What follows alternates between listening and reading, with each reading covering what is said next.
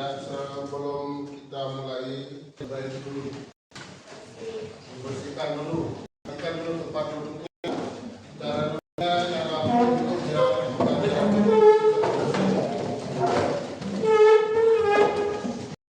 kenapa kita membahas tentang sejarah? Kenapa kita harus belajar tentang sejarah? Ya, sebenarnya pembelajaran sejarah itu biar kita tahu jati diri kita itu seperti apa. Ya, misalnya biar kita tahu sejarah orang ini loh seperti ini. Misalnya seperti materi yang kita akan bahas itu, tapi nanti belakang ini dulu. Biar kita tahu loh latar belakang kita seperti apa. Itu gunanya kita membahas tentang sejarah. Ya, itu biar kita tidak mengambang lah modelnya.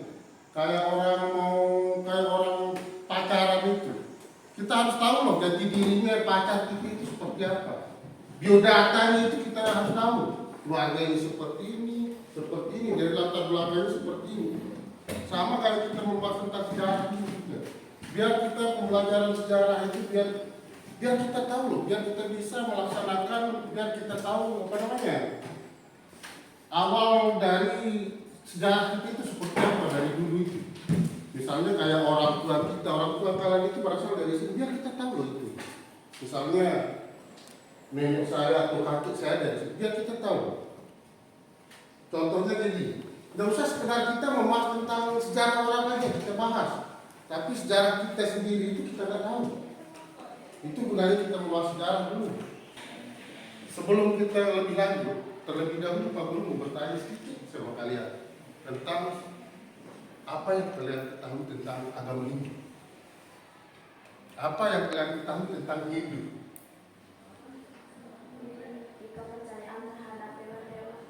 Terus, yang besar tadi makanya. Kepercayaan terhadap dewa-dewa. Yang lain? Ada yang lain? Sedikit Pak Guru gambarkan tentang Hindu ini. Hindu ini kita kenal dengan banyaknya ragam budaya itu sangat beragam. Contohnya kita di sini. Kenapa kita hampir sama aja budaya kita sama orang Hindu? Ya, itu alkulturasi budaya. Dan kenapa kita bisa sampai detik ini? Bisa termasuk kita mengadopsi kebudayaan orang Hindu juga, ya. Termasuk kita mengadopsi kebudayaan orang di mana mayoritas orang Hindu di sini? Di mana? Di Bali. Contohnya di Bali itu. Dan kenapa bisa kebudayaan orang Bali itu bisa kita adopsi sampai sekarang? Karena ini sedikit ya Pak Guru gambar. Karena orang Bali itu pernah menjajah atau pernah menguasai pulau atau kerajaan-kerajaan yang ada di makanya sampai sekarang ini kebudayaan orang Hindu itu sangat melekat terutama di orang Sasak. Dan sebelum kita ke mempelajari intinya atau kita membahas tentang apa yang sudah jadi kesepakatan kita minggu kemarin itu, terlebih dahulu Pak Guru akan sedikit menanyakan tentang tujuan pembelajarannya seperti apa. Ya, tujuannya pembelajaran seperti apa nanti kalian bisa lihat di videonya nanti. Ya, sedikit Pak Guru.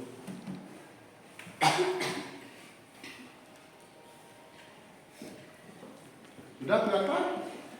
Sudah. Ini juga videonya nanti belakangan. Yang kita akan bahas pada hari ini tentang latar belakang lahirnya agama dan kebudayaan Hindu dan Nusantara.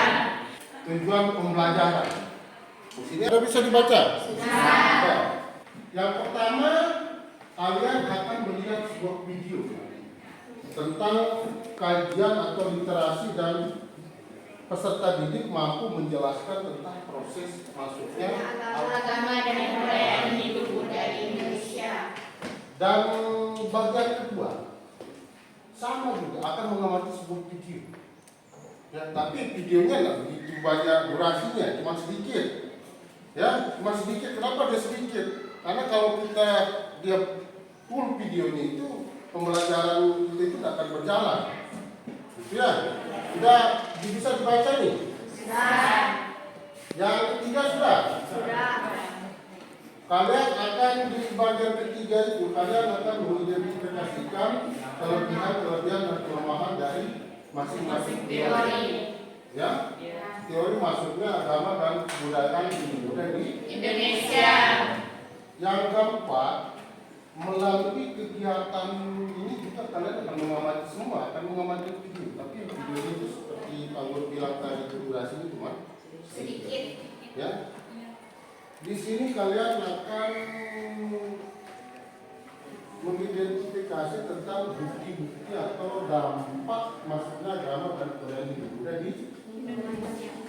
Seperti itu dia tujuan pembelajarannya. Jangan ditonton baik-baik dulu. Apa kabarnya nih? Semoga selalu sehat ya. Pastinya sudah kita ketahui, Indonesia merupakan negara yang memiliki keragaman, baik itu budaya, ras, hingga kepercayaan. Hal ini kemudian dikenal pula dengan istilah Bhinneka Tunggal Ika. Keragaman tersebut ternyata sudah ada sejak lama. Salah satunya yaitu agama ataupun kepercayaan yang dianut oleh sebagian warga negara Indonesia, yaitu agama Hindu dan juga Buddha. Bahkan jauh sebelum era kolonialisme. Hal ini tentunya bisa dilihat dari peninggalan-peninggalan yang ada, seperti candi, bangunan, serta sejarah yang menjelaskan mengenai kerajaan-kerajaan besar yang bercorak Hindu-Buddha dan sempat eksis di berbagai wilayah Nusantara. Namun, tentu saja agama Hindu dan juga Buddha di Nusantara ini tidak begitu saja. Terdapat proses yang panjang hingga munculnya berbagai teori yang menjelaskan hal tersebut. Dan dalam pembahasan kali ini, kita akan mencari tahu bagaimana sih asal-usul dari agama Hindu dan juga Buddha ini hingga bisa masuk dan juga berkembang di Indonesia, serta sumber ataupun bukti apa saja yang mendukung hal tersebut. Maka dari itu, siapkan dulu alat tulis kalian karena kita akan segera menuju ke pembahasannya. Oke, let's go. Yang pertama, asal-usul agama Hindu dan Buddha. Sebelum kita membahas bagaimana sejarah agama Hindu dan Buddha di Indonesia, kita membahas terlebih dahulu bagaimana asal-usul dari agama Hindu dan Buddha itu sendiri. Jadi, sejak ribuan tahun sebelum Masehi, di India telah berkembang kebudayaan besar yang letaknya berada di lembah Sungai Indus. Dua pusat kebudayaan di daerah tersebut berada di dua kota kuno yang dikenal dengan nama Mohenjo-daro dan juga Harappa. Pengembangan dua pusat kebudayaan tersebut adalah bangsa Dravida sekitar tahun 1500 sebelum Masehi. Dan kemudian datanglah bangsa Arya dari Asia Tengah ke lembah Sungai Indus. Bangsa Arya ini datang ke India dengan membawa pengaruh besar seperti tulisan, bahasa, teknologi, hingga kepercayaan. Dan kepercayaan bangsa Arya yang dibawa adalah Veda atau Weda yang nantinya menjadi cikal bakal dari lahirnya agama Hindu. Dan lahirnya agama Hindu ini merupakan bentuk dari percampuran kepercayaan antara bangsa Arya dengan bangsa Dravida. Dalam agama Hindu bersifat politeisme, yaitu percaya kepada beberapa dewa, dan terdapat 3 dewa utama atau Trimurti yang dipercaya oleh masyarakat Hindu, yaitu Dewa Brahmana atau Dewa Pencipta, Dewa Wisnu sebagai Dewa Pelindung, dan juga Dewa Shiva sebagai Dewa Pembinasa. Dan ketiga dewa tersebut dikenal dengan sebutan sebagai Trimurti. Sedangkan kitab suci dari agama Hindu ini adalah Veda. Kemudian untuk agama Buddha muncul sekitar tahun 500 sebelum Masehi. Dan pada saat itu di India telah berkembang kerajaan-kerajaan Hindu yang sangat besar. Salah satunya yaitu dinasti Maurya. Dinasti ini mempunyai raja yang sangat terkenal yaitu Raja Asoka. Kemunculan dari agama Buddha ini tentu tidak terlepas dari tokoh yang bernama Siddhartha Gautama atau dikenal pula dengan nama Buddha Gautama. Siddhartha adalah putra dari raja yang bernama Suddhodana yang berasal dari kerajaan Kapilawastu. Hingga ajaran ini meluas dan berkembang ke berbagai wilayah, salah satunya yaitu ke Indonesia, dan bertahan hingga saat ini. Kemudian yang kedua, sumber yang menjelaskan adanya hubungan antara India dan juga Nusantara. Sebelum kita membahas lebih jauh, baiknya kita mengetahui dari mana sih sumber yang menjelaskan adanya hubungan antara bangsa India dan juga bangsa Indonesia Indonesia pada saat itu. Yang pertama bisa kita lihat dari sumber dari India. Bukti adanya hubungan dagang dapat kita lihat dari kitab Jataka dan juga kitab Ramayana. Akan tetapi dalam kitab ini tidak dapat menyebutkan kapan India mengenal Indonesia. Kemudian sumber yang kedua ada dari Cina. Hubungan Indonesia dan Cina diperkirakan telah berkembang pada abad ke-5. Bukti-bukti yang memperkuat hubungan itu diantaranya adalah perjalanan seorang pendeta Buddha yang bernama Fahien pada sekitar tahun 413 Masehi. Fahien melakukan perjalanan dari India ke Yewoti atau Tarumanegara dan kembali ke Cina melalui jalur laut. Kemudian selanjutnya ada juga dari Kaisar Cina yaitu Wendy yang mengirimkan utusan ke Senko atau Pulau Jawa. Selanjutnya ada sumber dari Yunani. Hubungan dagang antara Indonesia dengan India dan juga Cina dapat diketahui dari tulisan ditulis oleh Claudius Ptolemeus, seorang ahli ilmu bumi dari Yunani. Dalam tulisannya yang berjudul Geografi yang ditulis pada abad kedua, Ptolemeus menyebutkan nama Labadium yang berarti Pulau Jelai. Mungkin kata itu ucapan Yunani untuk menyebutkan Yawadvipa yang artinya juga Pulau Jelai. Dalam kitab Ramayana bahwa Yawadvipa yang dimaksud adalah Pulau Jawa. Yang ketiga, maksud dan berkembangnya Hindu Buddha di Indonesia.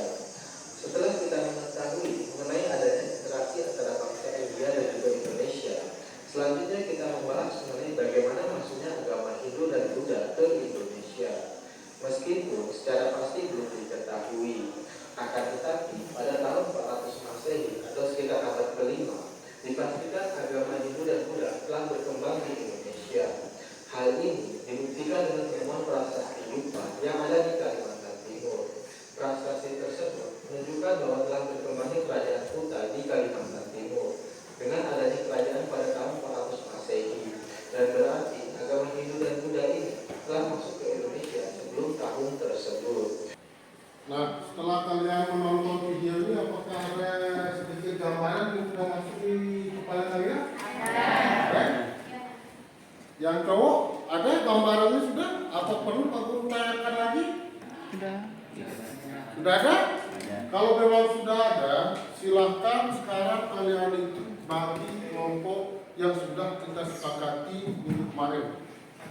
Ya, silakan.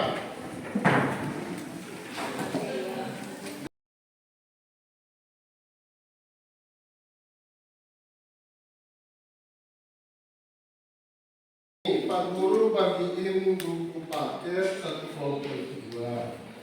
Ada yang cari lewat buku paket, ada yang cari juga lewat media.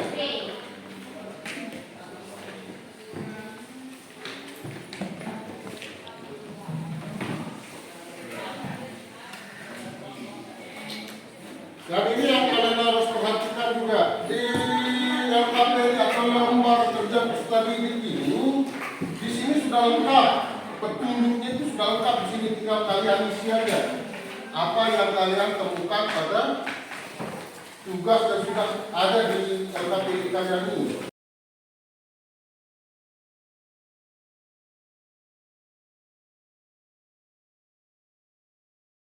Kalau nggak buat, kita di lembar yang kedua ini itu kalian beli. Itu kan sudah ada kolomnya, petunjuknya sudah lengkap di sana. Yang Pak Guru nilai itu bukan apa namanya? Yang Pak Guru nilai itu bukan sekedar kalian ikut di kelompok itu aja. Pak Guru menilainya dari yang pertama dari kerjasama tim kalian. Ya, ingat ya, penilaiannya itu bukan sekedar kalian. Nah, seperti ini harus aktif, harus semua aktif itu maksudnya. Ya, bukan sekedar kalian duduk santai kayak menggoreng pacaran itu, kayak pacaran itu terus seperti itu. Ya, terus kayak obat nyamuk. Semuanya harus aktif. Ya, itu model penilaian kita ini. Dan kita kenapa ketika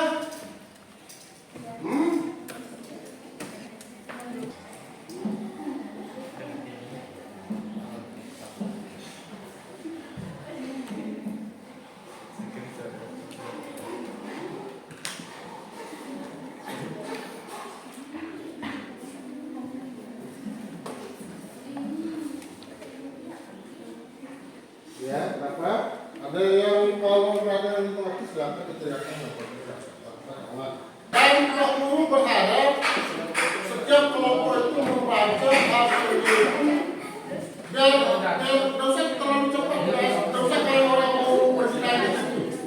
Dan itulah dengan sangat maksudnya yang lain. Bismillahirrahmanirrahim. Assalamualaikum warahmatullahi wabarakatuh. Waalaikumsalam warahmatullahi wabarakatuh. Kami dari kelompok 3 akan mempresentasikan hasil diskusi dari kelompok kami yang akan dilaksanakan oleh Dr. Yasin. Nomor 1, identifikasilah dampak masuknya agama dan kebudayaan Hindu Buddha dalam bidang sosial yang bisa kalian lihat dan rasakan. Dampak masuknya agama dan kebudayaan Hindu Buddha dalam bidang sosial yang bisa kita lihat dan rasakan pada masa ini antara lain: 1. Terjadi bentuk perubahan dalam tata kehidupan sosial masyarakat, misalnya adanya sistem kasta. Nomor 2, sistem gotong royong mulai berubah karena adanya perbedaan golongan.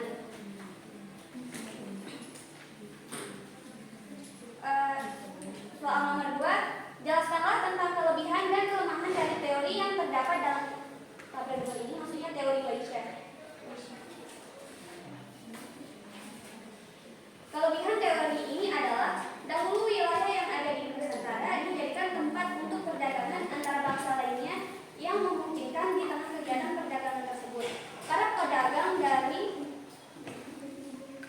India selain Pelan-pelan biar dia jelas sama temennya yang lain. Ya.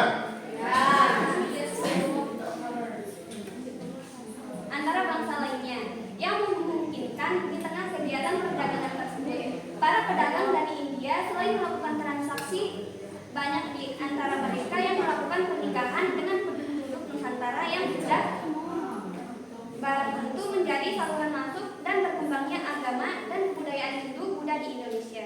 Kelemahannya adalah proses masuk dan berkembangnya agama dan kebudayaan Hindu Buddha di Indonesia berasal dari informasi luar yang tidak sepenuhnya ditentukan oleh bangsa Indonesia itu sendiri. Kesimpulannya adalah, dari pemaparan di atas dapat ditarik kesimpulan bahwa agama dan kebudayaan Hindu Buddha telah banyak mengubah sendi-sendi kehidupan masyarakat di Nusantara, baik dalam hal sosial, politik, dan budaya, yang hingga saat ini masih kita bisa saksikan berkembang di tengah-tengah masyarakat. Baik, mungkin dari teman-teman ada yang mau bertanya atau mau menanggapi? Ayo, ada dari kelompok berapa sebutkan namanya biar kita langsung penilaiannya biar bisa silakan. Assalamualaikum warahmatullahi wabarakatuh. Waalaikumsalam. Saya Rulani Magasri dari kelompok 2 ingin memberikan pertanyaan untuk kelompok 3 mengenai presentasi yang tadi. Tadi kan sudah dijelaskan bahwa agama dan kebudayaan Hindu Buddha itu telah banyak mempengaruhi kehidupan sosial masyarakat. Nah, salah satunya itu tadi bentuk perubahan dalam tata kehidupan sosial masyarakat, misalnya itu adanya sistem kasta. Nah, coba berikan contoh hal tersebut yang masih bisa kita jumpai di lingkungan kita, terutama di Lombok.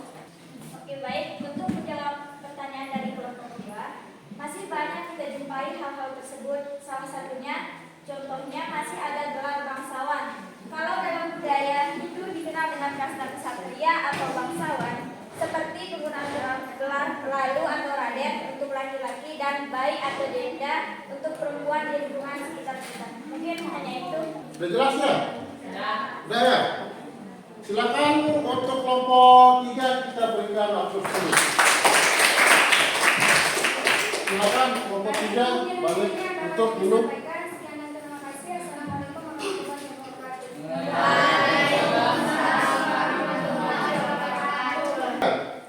Sebelum kita tutup pertemuan kita kali ini, kita perlu sedikit gambarkan tentang apa yang menjadi